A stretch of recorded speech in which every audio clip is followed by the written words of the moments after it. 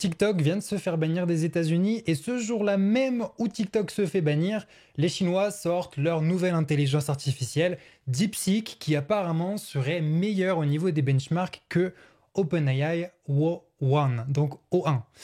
Bon, évidemment, avec les benchmarks, c'est un petit peu au doigt mouillé, surtout quand on sait que les instituts qui réalisent justement ces benchmarks sont pour certains financés en secret par OpenAI. Donc bon, voilà. Moi je dis, le mieux c'est vraiment de regarder par soi-même et ça tombe bien, c'est ce qu'on va faire. On va faire en sorte d'installer sur notre ordinateur un LLM. Donc qu'est-ce que c'est qu'un LLM? C'est un grand modèle de langage. En anglais, ça fait Large Language Model. L'idée, c'est de pouvoir profiter de toutes les intelligences artificielles comme justement ici DeepSeek ou encore Llama 3 qui vient de Facebook, donc de Meta plutôt, et tout ça sans payer. Bah tiens d'ailleurs, ça me fait penser, on a ici un article qu'on avait fait sur Believe Me pour créer un LLM personnalisé avec Oyama en 2 minutes et qui expliquait comment est-ce qu'on faisait pour installer Oyama et pour installer ici Llama 3, si je me souviens bien, voilà, 3.1. Donc on va faire ça, mais pour DeepSeek. La première chose à faire, c'est d'aller sur oyama.com, le lien est dans la description juste en dessous. Vous cliquez dessus et vous cliquez sur Doloid. En cliquant sur Doloid, il faut choisir bien sûr la bonne version. Moi je suis sur Mac OS X, mais si vous êtes sur Linux ou sur Windows, ben, vous changez bien sûr le sélecteur. Alors si vous êtes sur Linux, vous, c'est une commande à mettre dans votre terminal. Et pour Windows ou pour Mac, c'est un petit logiciel à installer. Une fois que le logiciel a été installé, que ce soit sur Linux ou que ce soit sur Windows ou sur Mac, ce qu'il faut faire, c'est taper Oyama-version. Et normalement, c'est censé vous retourner la version que vous utilisez sur votre ordinateur. Si c'est pas le cas, si ça ne vous retourne rien, c'est que la commande n'a pas été installée. Donc, il va falloir réinstaller le processus. Et si tu as besoin d'aide, tu peux me mettre un commentaire et je te répondrai. En tout cas, nous, ce qui nous intéresse ici, c'est d'installer DeepSeek. Pour ça, on va aller sur oyama.com, on va aller cliquer dans la barre qui est juste ici, Search Models, et on va aller regarder. Alors, à l'heure actuelle, moi, on me propose déjà DeepSeek R1, donc c'est ça que nous, on veut. Mais si ça ne te le propose pas, il suffit de taper DeepSeek, et puis tu vas tomber sur DeepSeek-R1. On clique dessus et là, ça va nous donner justement la commande qu'on doit utiliser pour pouvoir l'installer sur notre ordinateur. Alors attention, on peut choisir le nombre de paramètres. À savoir que plus le nombre de paramètres est élevé, plus l'intelligence artificielle, elle a de données en mémoire. Donc plus elle va savoir te répondre sur des sujets précis. L'avantage d'avoir une intelligence artificielle, un LLM sur son ordinateur, c'est que ça te permet de garder tes infos sécurisées sur ton disque dur, ça va pas aller sur internet. En plus de ça, ça permet de faire en sorte que personne ne sait vraiment ce que tu demandes à ton intelligence artificielle puisque ça reste privé. Et puis bien sûr, tu ne te tapes pas les pannes de serveurs des différentes entreprises. Avant de continuer, si tu veux m'aider, si tu veux me rendre un petit peu en retour le sujet de cette vidéo, me faire plaisir, tu peux t'abonner. Ça fait pas grand chose pour toi, mais pour moi, ça me change beaucoup. Ça me change énormément et ça peut énormément m'aider. Merci si tu le fais. Donc nous, ici, on peut choisir le nombre de paramètres qu'on veut. Moi, je vais choisir la version 8 milliards. Donc juste ici, 8 milliards. Alors, à savoir que plus tu prends une version avec beaucoup de paramètres, plus il va te falloir déjà beaucoup d'espace de stockage. Là, tu vois que pour 671 milliards de paramètres, il faut 400 gigas sur ton PC. Et puis aussi, il faut beaucoup de mémoire vive, beaucoup de RAM. Donc, généralement, on prend des modèles avec 671 milliards de paramètres, par exemple, quand on a une instance en ligne, un serveur en fait que tu vas accéder depuis ton terminal mais qui n'est pas chez toi et qui est bourré de RAM et qui est fait pour justement exécuter des gros LLM comme ça. Donc nous 8 milliards c'est largement bien, on va copier la petite ligne de code qu'on nous donne ici et on vient coller tout ça dans notre terminal. Donc on appuie sur entrée et là ça va nous télécharger le LLM. Donc ça peut prendre plus ou moins de temps, hein. Là ici on voit qu'on en a pour à peu près 5 gigas, donc moi ça me prend à peu près 4 minutes avec ma fibre optique, mais ça peut prendre plus ou moins de temps. Le temps que ça s'installe, on prend un petit thé. Et on se prépare pour donner des instructions à notre LLM en espérant qu'on ne soit pas déçu. Bon, petite chose importante, ne faites pas comme moi, déconnectez-vous bien de tout ce que vous avez, du style VPN, etc. parce que sinon ça va brider votre connexion. Je ne comprenais pas d'où ça venait. Je tournais à peu près 400 kilooctets par seconde, c'était horrible. Là ça va, j'ai retrouvé ma connexion, 116 mégabits par seconde, on est bien. Bon, visiblement, le modèle a été bien installé sur l'ordinateur, donc on va pouvoir l'utiliser. L'avantage d'utiliser la commande Oyama run suivi du nom du LLM, c'est qu'une fois installé, ça va nous permettre de l'utiliser tout de suite. Si on utilise Oyama Pool, comme quand on fait un guide pool, suivi du nom du LLM, bah, du coup, ça va juste l'installer sur l'ordi et ensuite, il faut taper Oyama run suivi du nom du modèle. Donc en fait, ça fait tout en un. C'est un peu une commande tout en un. Alors là, on va pouvoir parler au LLM, mais il faut bien penser que c'est un modèle intelligent, un petit peu comme O1 d'OpenAI. Ça veut dire que le modèle va réfléchir. Donc là, typiquement, normalement, si je lui pose une question du style Hello, comment ça va? Par exemple, normalement, il va nous dire qu'il réfléchit à certains moments. Ah, vous voyez là, think. On voit bien qu'ici, il est en train de réfléchir. Donc il réfléchit là, et en fait, ce qu'il faut vraiment comprendre, c'est ici. Sa phrase finale à lui-même, elle est là. Et ce qu'on voit à l'intérieur de la balise think, un petit peu comme le HTML, en fait, c'est son raisonnement. C'est comment il a réfléchi pour nous répondre. Donc là, quand on dit « Hello, comment ça va ?» il nous dit bien « Bonjour, je vais bien, merci de demander, et vous, comment ça va ?» Bon, jusque-là, rien de très compliqué. Pour l'instant, à peu près tous les modèles peuvent le faire. Donc on va continuer de lui parler. Super, merci. Donne-moi la réponse au mystère de la vie. Pourquoi pas? Alors moi, j'aurais aimé qu'il me dise 42, mais je pense qu'il ne me dira pas 42. Alors ici, on a un gros bloc sur comment est-ce qu'il réfléchit. Au final, sa réponse, c'est un sujet profond et mystique. La vie est pleine de questions sans réponse et des gens ont essayé de l'expliquer depuis toujours par la science et la philosophie. Quelle est votre opinion sur cela? Et si je lui dis 42, est-ce qu'il va me sortir la référence? Ouais, effectivement, dans le guide des galaxies. Nickel, bon, il a la ref, ça c'est cool. Bon, l'idée ici, bien sûr, c'est de tester par soi-même pour voir si effectivement on trouve que l'intelligence artificielle est plus robuste, entre guillemets, que ce qu'on peut demander à OpenAI O1 ou à Mistral ou à Claude, par exemple.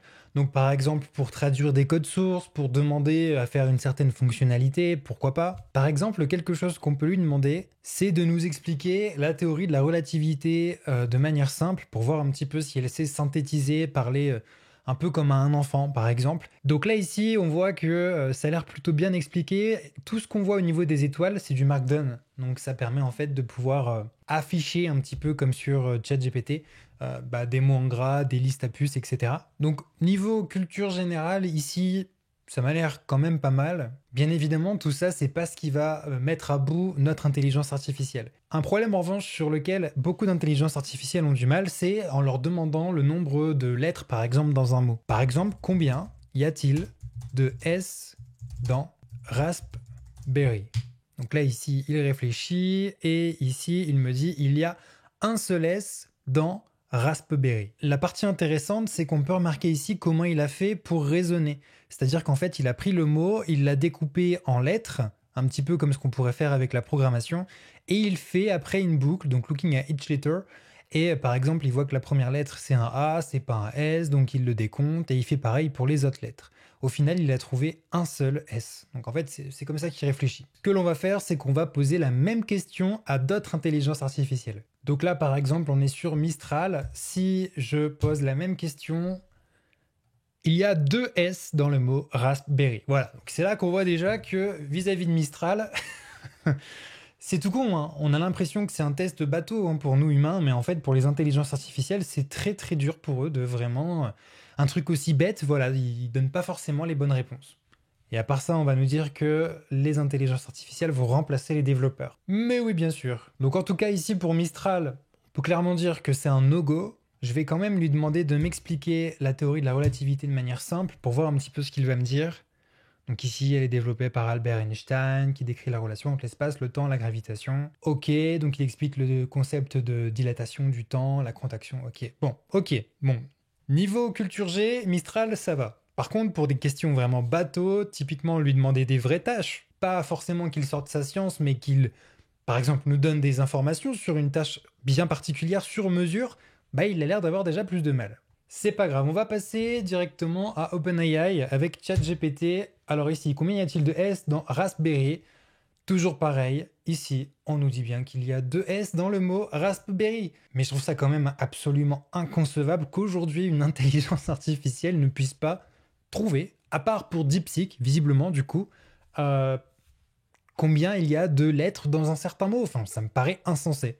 On ne va pas s'arrêter en si bon chemin, on va tester un autre LLM, un gros LLM, celui proposé par Meta avec Llama 3, pour voir si effectivement, par contre, comparé à DeepSeek, ça se défend plutôt bien, ou si c'est toujours en dessous sur un simple problème de ce style-là. Pour ça, c'est super simple, on va utiliser Oyama bien sûr. Alors pour couper notre modèle, on utilise /by, ou alors on peut utiliser CTRL-C, ça va couper le modèle. Nous, ce qui nous intéresse, c'est donc le modèle Llama.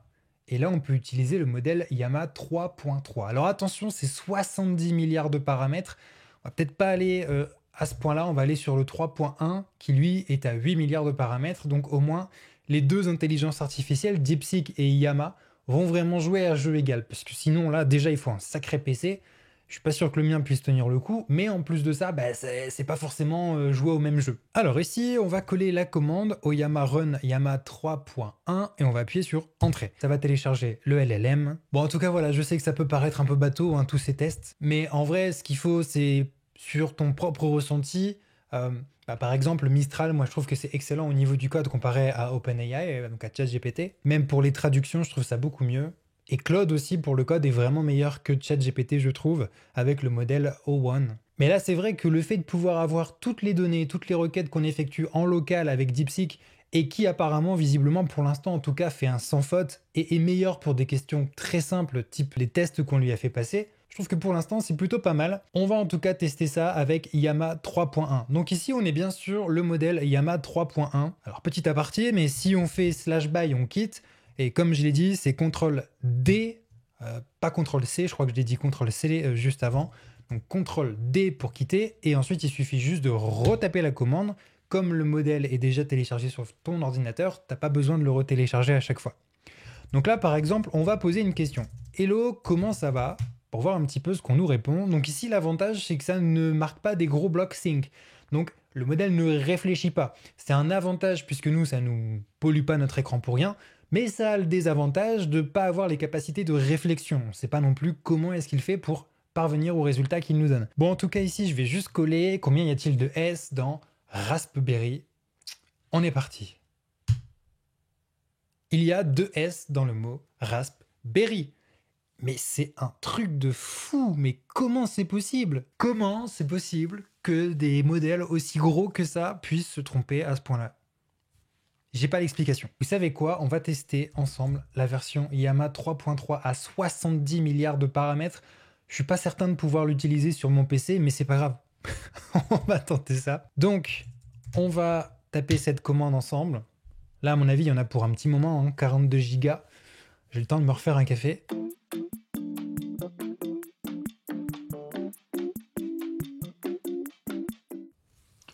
Qu'est-ce que c'est long. Et ça y est, on y est, c'est téléchargé.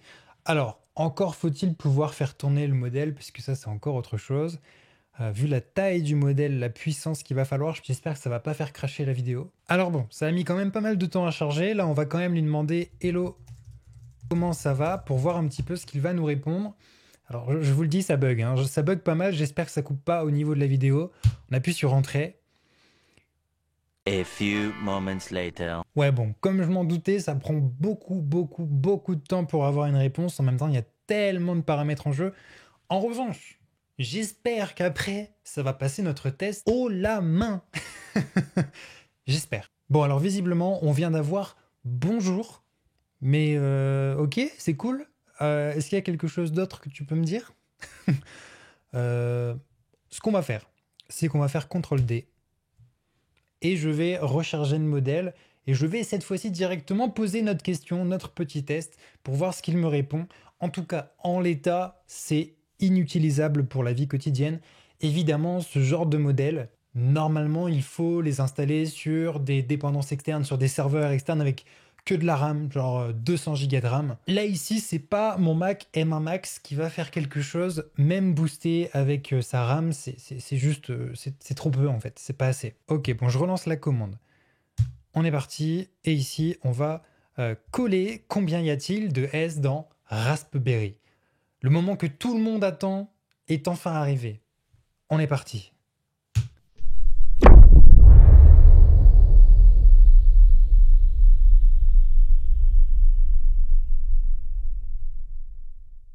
Ouais, bon, on est parti dans 10 minutes surtout. J'espère juste qu'il va répondre direct, genre 1. Ce serait vachement bien. Oh là là, mais quelle horreur, c'est un truc de fou. C'est hyper long. Bon, c'est tellement long, je pense que je vais juste faire une petite pause. Et puis j'espère que quand je reviens dans 5 minutes, ce soit fait, quoi. Mais en tout cas, on aura un verdict bientôt. Enfin, j'espère. Ah, je reviens et on a apparemment il y. Alors je sais pas, ça fait combien de temps qu'il a commencé sa phrase. Si on attend encore 5 minutes pour avoir un A, j'imagine qu'il nous faut au total 10 minutes pour avoir 1 ou 2. En tout cas, moi je vous le dis, on va s'arrêter dès qu'il nous dit le chiffre. Puisque là, mon PC est en ébullition. Allez, vas-y, tout le monde te regarde. Vas-y, crache le morceau. Ah, on vient d'avoir le A. Alors normalement, son prochain mot, sa prochaine lettre, c'est le chiffre. J'espère vraiment qu'il va nous dire 1. J'espère qu'il va pas nous dire 10. Hein, on sait jamais. Dans le doute, on va quand même patienter. Ça fait 10 minutes. Alors, outre le fait que ce soit super long, si on regarde bien, par contre, ça bouffe une taille phénoménale.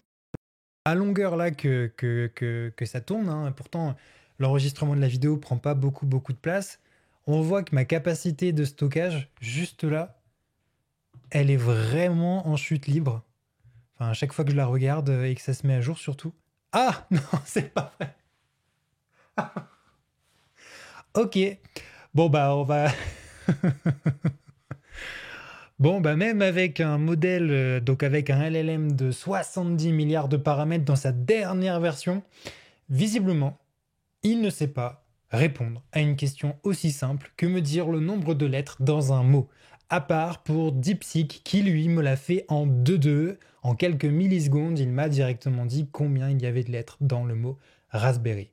C'est un truc de malade. Je n'arrive toujours pas à comprendre comment c'est possible.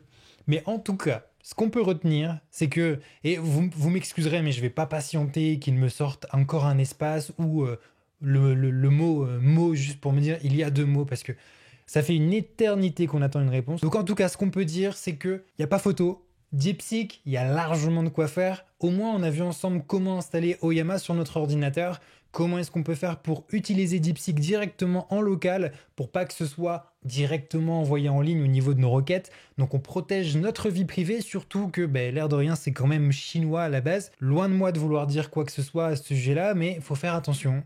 On n'est jamais trop prudent. Même à l'échelle européenne, il vaut mieux avoir nos données sur notre ordinateur. En tout cas, voilà pour ce petit test. Moi, j'ai adoré. Si tu as aimé cette vidéo, abonne-toi encore une fois. Ça m'aide énormément dans mon aventure sur YouTube. Et puis nous, on se retrouve dans une prochaine vidéo. Si ça t'intéresse, j'ai sorti une formation qui permet de te former au métier de développeur web. En tout cas, c'est une petite initiation. La vidéo est juste là. Et nous, on se retrouve dans une prochaine vidéo. À bientôt.